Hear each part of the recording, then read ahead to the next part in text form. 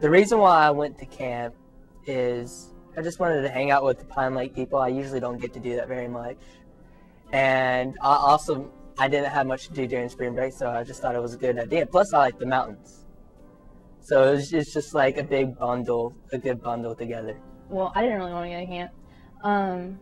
My plans were, since I'm a senior, was to go to the beach with all of my senior girls and no parents, and that probably wouldn't have been a good idea in retrospect, but Mom kind of shot that idea down, and so she sent me to the break. Because you asked me to. No, I got a teenage son going to camp. I think it would be a great experience to go and spend that time with him. I was really excited to go to camp. This is my third camp to go as a counselor. It's always just a great experience to get away from my own routine day-to-day life and also experience some different settings and different activities with the youth that I help out with. Pretty much because I've always gone to camp. We originally had plans to go like snow skiing or snowboarding for me, like in Colorado or something like that, but my parents didn't really finish planning that, so I figured, what the heck, I'll go to the break. It was fun last year. Well, going into camp, I was really expecting the same thing as last year and the year before. I expected it to be as fun as the beach. I mean, I'm not really too partial to beach or mountains, but I was definitely looking forward to it though, especially the hiking. That was pretty balling. I actually was pretty opposed to anything to do with camp. I didn't want to go get mountain clothes. I didn't want to pack. I packed at like 2 o'clock the night before. I just didn't have a good attitude about it. When we got there, once we got there, I guess the exploring part of camp, I was having fun, hanging out with friends and stuff. Like, I was determined not to get anything out of it because I was mad that I had to be there. Well, I really didn't know what to expect. I just really expected just to go and get to be around people that I don't normally get to be around, and get to maybe see a side of them that I don't normally get to see. Some of my favorite things is probably climbing the mountains, having free time and just climbing it. Once you got on the top of the mountain, you saw the whole view of all these mountains. Some are even in the clouds, and you felt the nice breeze, and it just reminded you, wow, there's a God out there that created all Probably this. have to say the free time, because I got to know some other people really good that I didn't know before we went to camp. My favorite part was the adventure race, and every other girl hated it besides Allison Hartman. But we got to like crawl through mud and be blindfolded and shoot paintball targets, and that's when I learned that I'm just amazing at paintball. And then we got to jump in the freezing cold lake, so that was really fun. I saw kids reaching out to some other youth that I did not expect them to open up to, and they would not on a day-to-day basis, here in our comfort zones. The adventure race, it was cold. It was going through that mud. Oh, there was one point my whole body was completely under mud, and by the time I got out, I was just freezing.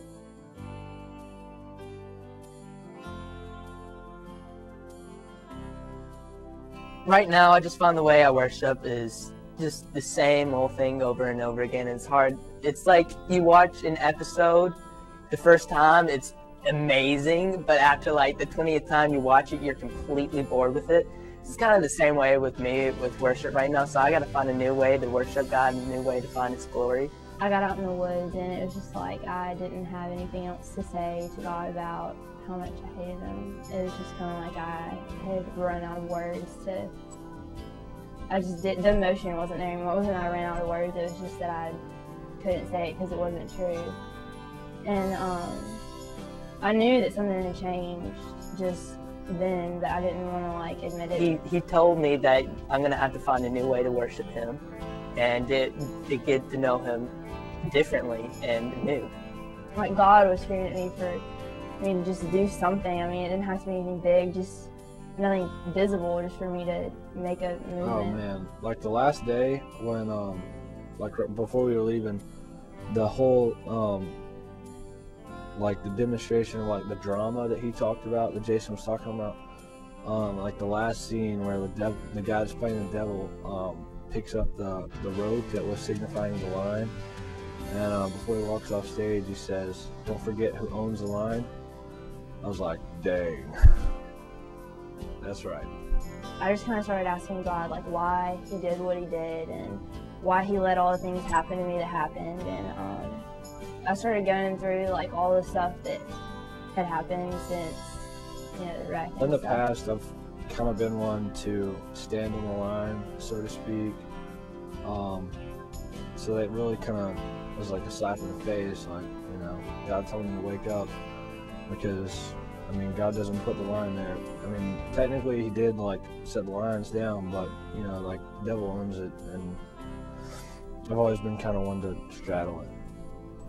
It was kind of like someone said that he'd been there the whole time, and I guess that was God. I mean, I don't know who else would have been there the whole time. No one else has been there the whole time, but I think it was him. And so once he said that, I was kind of like, oh, okay, you know, calm myself down again. And then I started thinking about all the other stuff that I had done since, you know, the wreck, since I had been angry at God, all the things that I swore that I was above doing.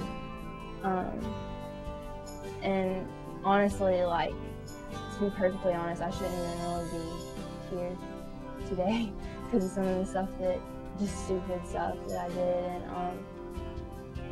I don't know, it just shows that, like, he's been there since before everything started. And that was just kind of when I realized that he had been there the whole time. And even though I felt like he had completely abandoned me, he really had done the opposite.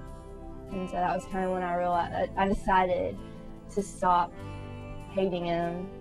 And I mean, it didn't mean that I had to be completely okay, because I doubt I'll ever be really okay with what happened, but at least, like, before then I hadn't been listening to him, and I had just been drowning him out with everything that I could find. And that's when I kind of decided to start listening to him again. Yes, camp is definitely an awesome way to worship God. They're definitely in an environment where they are more vulnerable emotionally, spiritually, and even physically, and they need other people around them. They need support, and they need that reassurance in, you know, all three areas. And I mean, camp is just a perfect place to let all that shine through. Oh yeah, definitely go to camp, because even going into it not expecting, I honestly wasn't expecting much spiritual implications from it, but I got surprised again, just like last year.